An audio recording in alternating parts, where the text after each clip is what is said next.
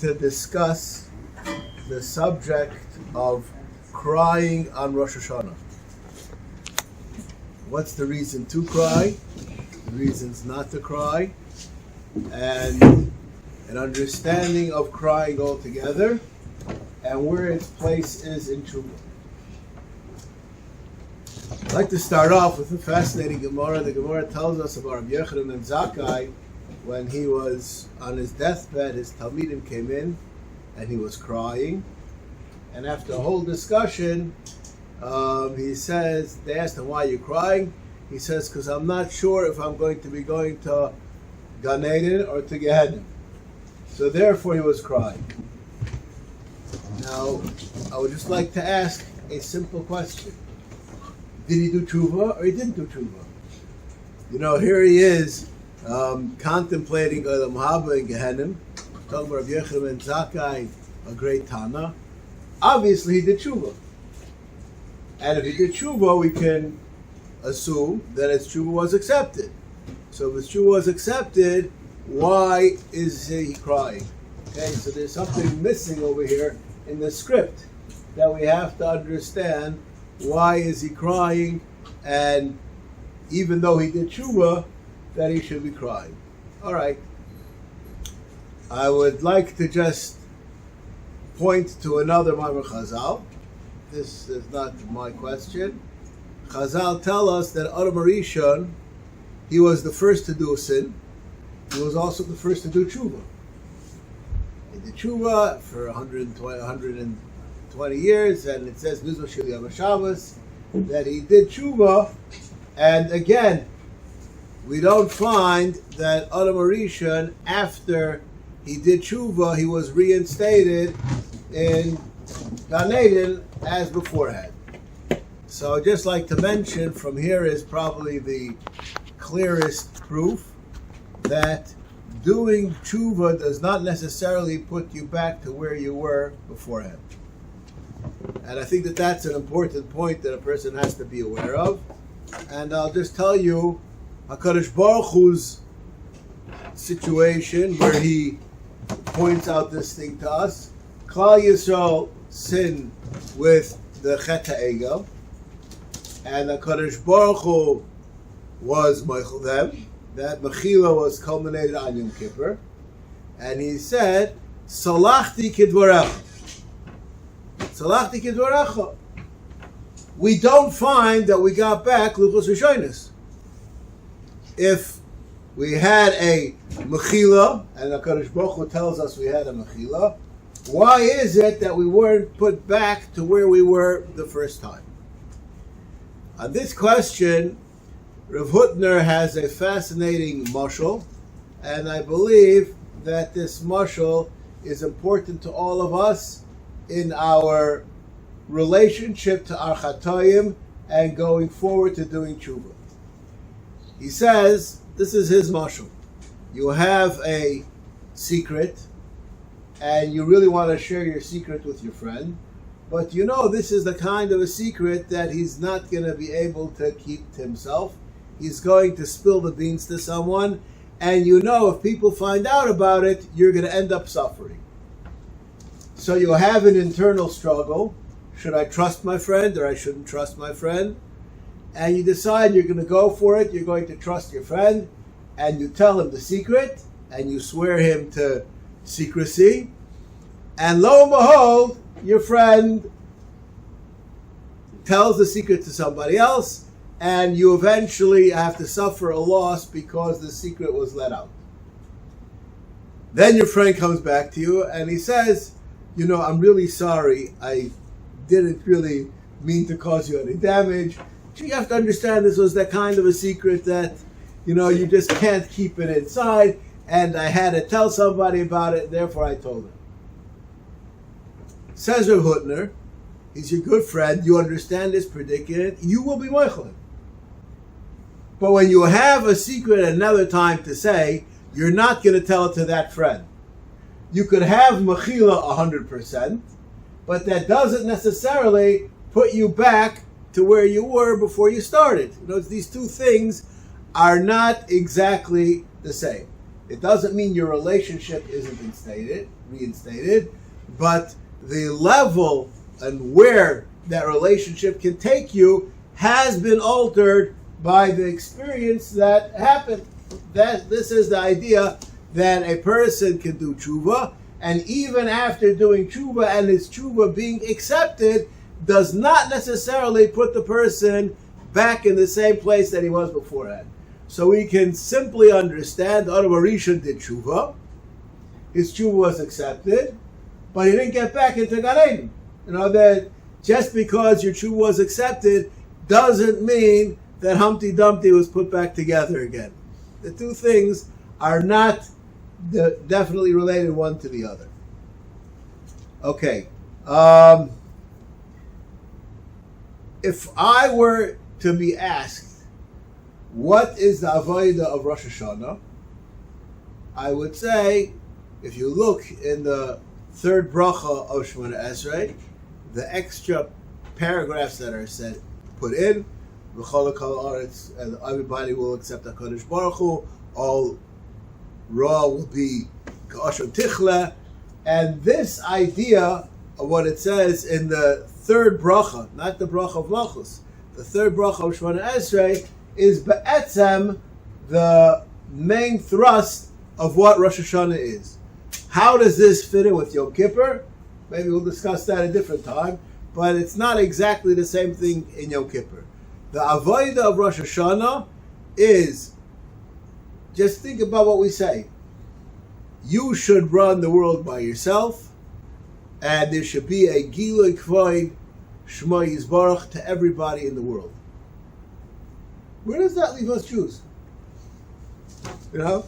How are we going to be the special people in the world where everybody understands HaKadosh Baruch Hu to the same degree? Am I going to benefit from the ultimate existence of the world, or am I going to suffer? As of right now, I'm a leader. I'm ahead of everybody else. When Mashiach is going to come and the world will come to a clear recognition of HaKadosh Baruch Hu, I'm just a regular guy, just like everybody else. So am I going to be losing out or not losing out? This is a very simple question, and I think that the answer to this question is based on a mistake in the question. The subject is not about you. Okay? The purpose of the world, the purpose of creation, was not about you or I or anybody here in this world, even Knesset Yisrael. It was about HaKadosh Baruch Hu. And when HaKadosh Baruch Hu will have his grandeur be perceived by the entire being, the world will be a better place, and each person will be there where they're supposed to be. But it has nothing to do with us as an individual. Us as an individual in the world that we live, we can further that purpose to the point that we could actually even bring Mashiach, bring it all to happen. But the ultimate existence of the world has nothing to do with us personally. Obviously, we will benefit from that which happens, but it's not about us directly. Okay, I would like to right now go to a famous vart from Rabbi Sol Salanter and from Rabbi Itzel Petterberg, and then come back to where we are right now. We blow 100 tkiyas on Rosh Hashanah. Why do we blow 100 tkiyas on Rosh Hashanah? That's a very good question. We blow 30, and then we blow another 30, and then we blow another 30, which needs to be explained, and on top of that last 30, we blow another 10. And the reason why we end off with the last 10 is because we rounded up to 100 because of Aim Sisra.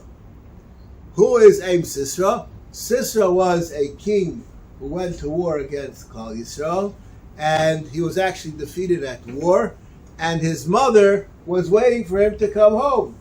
And she cried 100 cries, and because of that crying that she had waiting for her son, so Mechuvin Keneged that 100 crying, we too have 100 koilos of the shofar. Reb Itzel explains the following. Those 100 koilas were her pain of anticipation. She's waiting for her son to come home as a victorious general, but it's not here yet. And each one of those koilas is an expression of her agony waiting to have success come to her. We blow the shofar 100 times because we, just like she was confident, even though she wasn't correct, she was confident that her son is going to come back victorious, and she had 100 steps of pain along the way. We too, we blow the shofar 100 times in anticipation of our ultimate success in our Gzar Din on Rosh Hashanah. That's one idea of Bechia on Rosh Hashanah. There are those that say we should learn from Aim Sisra that it ain't over until it's over. You don't know. Just like she thought one way and it turned out the other way, we're here waiting on Rosh Hashanah. We don't know how it's going to be. Is Tavshin Pei Vav going to be better than Tavshin Pei Hey? Or is it going to be worse? So just like the non-clarity which the Eivos Sisra had, so too we should have that non-clarity and understand that this is a real day of Mishpat. And that's a very important message to understand on Rosh Hashanah.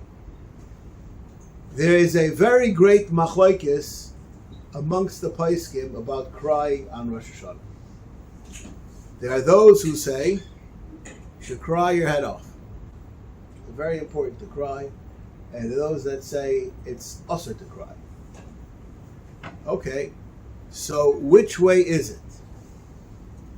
And this is a very involved machlokes. I'll just say over what they say over from the Stifler, his answer to the question, and this is dead center on the subject which we are discussing tonight.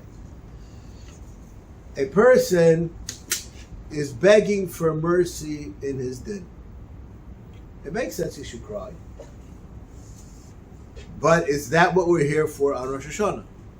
Those who understand that Rosh Hashanah is a day for us to get what we want from HaKadosh Baruch Hu, the Zohar says that that's like a dog barking, I want food. Maybe his master will give it to him, maybe not, but that's not what it's about.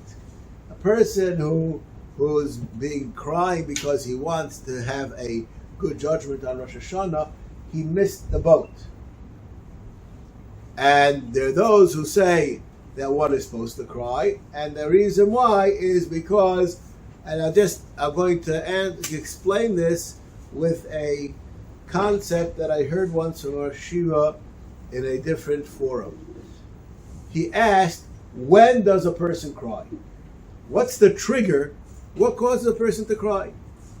And he said, a person cries, I just preempt this with a fascinating medical piece of information.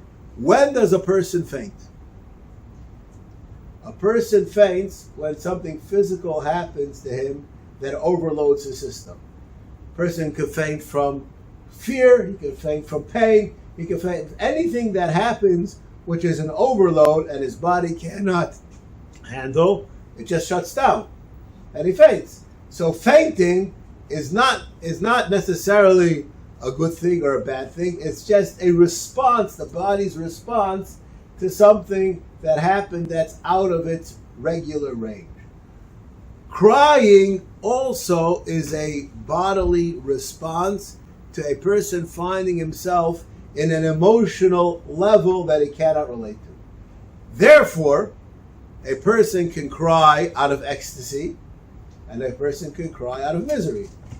And both are an expression of I cannot control, I cannot process that which I'm going through.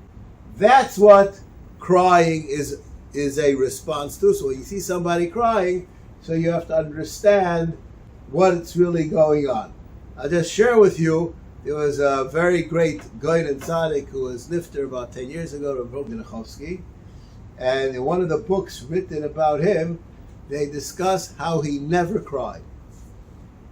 And then they said, in the same paragraph it says, but when he was next to somebody else that they had a tsar and they were crying, he would be able to cry together with them. In other words, he was able to latch into somebody else's emotional upheaval to the point that he was able to cry. But he wasn't crying because he had a personal issue. He was crying as an extension of that person, sharing in that person's difficult situation. On Rosh Hashanah, we are here to be mispalel that HaKadosh Baruch Hu's existence in the world becomes clear. That is something to cry about. That is something which is super fantastic and well beyond our ability to fathom. And the only thing that we could do in response to that is to cry. You know, that's like the crying of joy. If just imagine if Kol ha'aretz moledeas Hashem.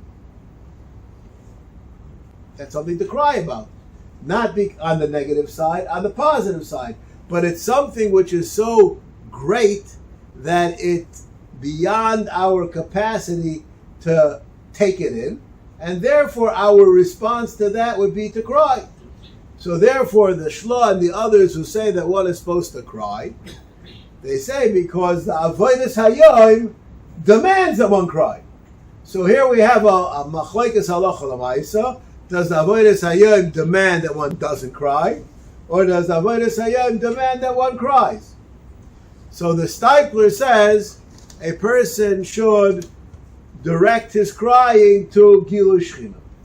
A person could somehow synthesize both of these two ideas together and bring himself to cry in a way that it has to do with Gilui Shechina, and that's how a person can actually be Makayim both sides of this coin. I would just like to mention a fascinating mashal which I saw in the Sifrei Musar, and I believe it has to do with this idea that we're talking about. The sun is up there in the sky, and it shines down to here, and we benefit from the sun. That's what most people would say. If a person thinks a little bit more, what happens is the rays of the sun come down to the earth, and that's what warms us and gives us light. The sun is here.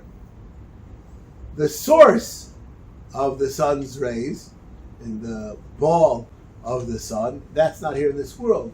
But the presence of the light that we have in the daytime is the sun being here. It's just we don't have that burning ball over here, but its light is here. And therefore we have to understand that it is here. Rosh Hashanah is a time that light of shaft of the glory of HaKadosh Baruch Hu is noticeable here in the world. And therefore it's easier for us to relate to it. And this is, I'm just going to go to another story that happened on Rosh Hashanah. In the history of Klal Yisrael, there are many things that happened on Rosh Hashanah. One of the things that happened on Rosh Hashanah was that Yosef was taken out of the pit and brought before Paro on Rosh Hashanah. And that was a new start for Yosef HaTzadik. Now, when Yosef HaTzadik met his brothers, it says that he cried. Why did he cry? He obviously was crying because of Simcha, right? In other words, he didn't see his brothers for this 20-some odd years, and now he came together with them, and it's nice to be back in the pack, right? That's how we understand that crying that he had. This crying is a similar crying to the crying that exists on Rosh Hashanah. But the problem, and here is the subject which is important, a person the idea, a person can have great excuses for not learning, but it doesn't make him into a Talmid Chacham. when a person, I'll just use an example. A person wasn't able to go to his best friend's chasana. So he cries. Does it get him there? So what's he crying for? He'd be crying out of simcha for his friend's thing, but it doesn't replace that which was missing. So when a person is crying on Rosh Hashanah for the Gilui of HaKadosh Baruch Hu, it's true that that's a chelik of the Avodas Hayom, but it doesn't get him to catch up with the past that he's missing out. In other words, a person was supposed to have learned yesterday 2 blot of Gemara. He didn't learn them. Today, he has a relationship with HaKadosh Baruch Hu, and he sees HaKadosh Baruch Hu clearly, and he even cries about it. Those 2 blot of Gemara aren't going to come back to him because now he realizes that he should have learned them. It's just not going to come back.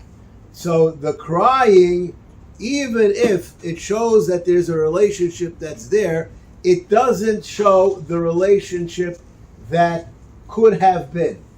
It just shows that you understand there's a relationship that could have been, and now we have to form a new relationship. Okay, now when we are right now going to be preparing ourselves for Rosh Hashanah. Rosh Hashanah is a day that we are going to form a new relationship with HaKadosh Baruch Hu. The Chazon Ish writes, every day a person wakes up, you could actually form a new relationship with HaKadosh Baruch Hu. There are many who discuss this concept, but Rosh Hashanah is a time that we're starting a new page. We're starting a new page. That new page demands preparation for it. Now, the more that we understand the opportunity of Rosh Hashanah, the more that we can prepare ourselves for it. I'll just mention that there are those who say, we read on Rosh Hashanah in the Torah about Yishmael Ba'asher Hu Sham. And all the Balei Musar say that just like Yishmael was only judged where he was at that time, and he wasn't judged for the riches that he's going to do in the future, so too we ask HaKadosh Baruch Hu that we should be judged only where we are right now, and not for any future averis that we're going to do. There are those that take this to another level. Ba'asher Hu Sham means that we aren't even judged for the past acts that we did. We're just judged Ba'asher Hu Sham, in a total island separated from the past and separated from the future. We're judged in the present. Now, I would just like to explain that a little bit because it's a little bit tricky. You and I, everyone here, is a culmination of our past. Our present does not exist without our past. But there is such a thing as our present. And this is a place where Rosh Hashanah can be used in a very positive way. Many of us, at least I could speak myself, have done Averis in the year Tavshin Pei. And there are many Averis that we have Charata on that we did, and we like to do Tshuva on them. There are many of us that, of those Averis, we didn't yet do any Tshuva, but we would like to. So here we have a situation where our brain is in one place, and our body is not up to where our brain is. So if we understand the din on Rosh Hashanah of Ba'asher Hu Sham, it just has to do with where your mind is, not your actions and even the history that brought you to this place. Each and every one of us has an opportunity on Rosh Hashanah to start off on a new journey, an odyssey, to connect ourselves to HaKadosh Baruch Hu. However, we all understand that we come with shortcomings of Tavshin Pei that are bringing us to Tavshin Pei Vav. But the idea of what we are and what we think when we start off the year, that will be what the Iker judgment on Rosh Hashanah is about. So we have right now 10 days to prepare ourselves. What are we supposed to be doing in those 10 days? I would say, obviously a person should be doing tshuva on all the averos that he did, but the most important thing is that he has to be preparing himself to be able to accept a higher level of existing with HaKadosh Baruch Hu. In other words, I'll just use this as an example. There are people who they come to the Beis Medrash and they learn, and they daven, and they do their avodas Hashem. And then they go out to work, to play, wherever it is that they're doing, and there they have another life. That is 100% wrong. There's one person, and his life in the Beis Medrash is to affect the way he lives outside the Beis Medrash. And this is the area where we're in our preparation for Rosh Hashanah that we have to work. There are places, let's just say, a person sits down to eat. How many times when we sit down to eat do we think about, am I doing this as a chelik of HaKadosh Hashem, or am I eating because I like to eat, or because I'm hungry? Our job in preparation is to realize that those areas that seem to us to be mundane or just physical are not mundane and physical. Those are actually the places where a person can be seen how much does the Torah affect him. I'll just mention, the Gemara discusses which is more important, Lilmod or Lasos. And the Gemara says Lilmod is more important because it's Lilmod Almanas Lasos. Okay? The person who it's apparent in the way that he eats, the way that he talks to people, the way that he walks into a store and out of a store, that he is serving HaKadosh Baruch Hu, is an expression of him having HaKadosh Baruch Hu in his daily life. And the more that a person takes HaKadosh Baruch Hu into his daily life, the more he will be able on Rosh Hashanah to accept HaKadosh Baruch Hu as the Melech Malchi Amlochim HaKadosh Baruch Hu. And what does that mean exactly? What it means is that we understand in all that we do. You know, I'll just share with you a funny story. But this story is very important.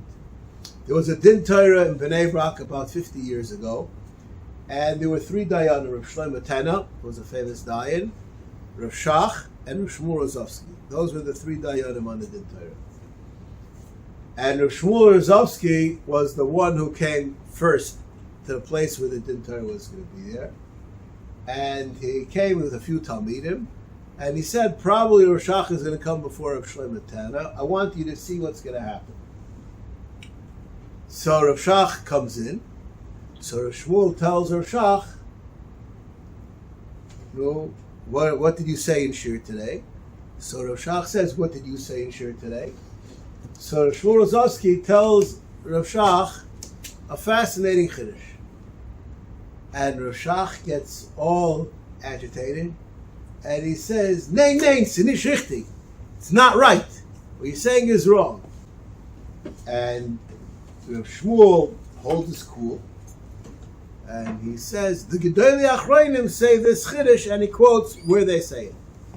And Rav Shach continues to get more infuriated, and he says, it can't be, it's not right. So Rav Shmuel says, not only did Achronim say it, your uncle says this pshat that he printed it. And Rav Shach was so infuriated, he said, if a buyer would say it, I would say it's wrong. Okay? Because what's right is right and what's wrong is wrong. And that's the way we have to learn Torah. We have to learn Torah understanding that there's no tomorrow. Ultimately, we know that what a buyer said is right, and what the Ktoi said is right, and what all the Gedolei Yisrael said is 100% right. But when we learn, we have to fight tooth and nail, believing that what we are learning is 100% right. I would just like to add that there is a famous vart from Reb Chaim Shmulevitz, And Chaim Shmulevitz gave a Shir Klali once, and in the middle of Shir Klali, someone asked him a kasha and destroyed his whole edifice, and he walked off the bima. So the Bacher came over to him to apologize. So he said, you have nothing to apologize. Sometimes the shtickle Torah ends with a teretz, and sometimes it ends with a kasha. It was a good havamina, but obviously it's wrong. So we have to understand that even when we find out that we're wrong, our connection to HaKadosh Baruch Hu, Molei Kol Oretz Deya, has to do with our connection. And that connection doesn't have to do with how many times we're right and how many times we're wrong. It has to do with how much effort we put into bringing ourselves to the conclusions that we have. If Amir Hashem, we try our best to learn to daven in these 10 days, Amir Hashem, when we come to Rosh Hashanah and we have the opportunity to say, V'simcha kol ha'olam kulo b'chvodecha, then Amir Hashem, HaKadosh Baruch Hu will bring about the ultimate Gula.